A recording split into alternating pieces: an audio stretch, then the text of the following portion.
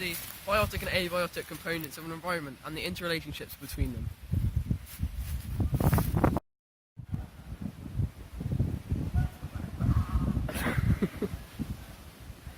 This here is an example of a woodland ecosystem. It's an example of a primary producer. In the leaves there are chloroplasts, which use the sunlight for photosynthesis. This creates things like glucose for other plants and animals to consume. As you can see, this is another primary producer. This is using this tree to reach the sunlight, putting all of its energy into growth. Primary consumers feed off things like trees, which are of course primary producers. You'll see insects such as ants and snails, even though they're not insects. I know.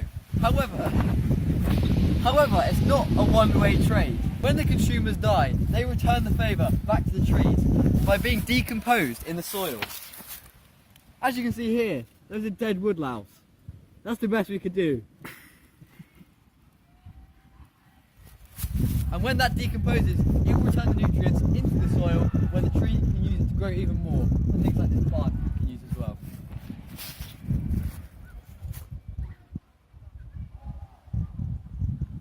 Secondary consumers, such as birds, rabbits and squirrels, like to consume these primary consumers and other plants, making them omnivores.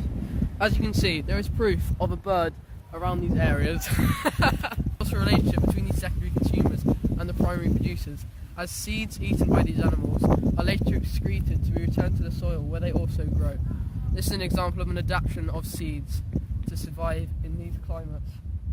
But from there, what eats these primary consumers? Well, the answer to that one is a tertiary consumer. So you might be wondering, what comes next? What eats the secondary consumer? Well, the answer to that one is a tertiary consumer. Examples of this might be a fox, or a bigger bird, or a wolf. Don't have any wolves here, unfortunately, so we're on a budget. But anyways, that's the answer. Plants die, they return their nutrients to the soil. To help this process, decomposers such as this mushroom break down the nutrients of these living organisms. The soil then regains them, which are then taken up again by these plants to help them grow, starting the cycle again.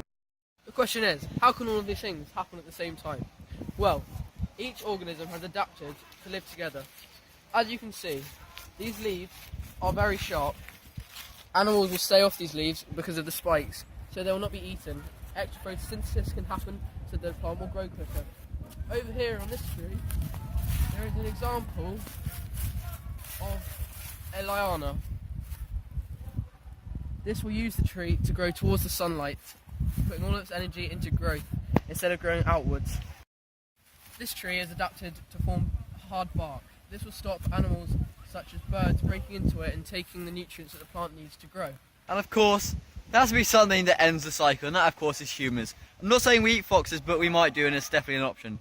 But, you know, not commonly. So thank you very much for watching. I hope you have learned something, and I'll see you next time. Bye.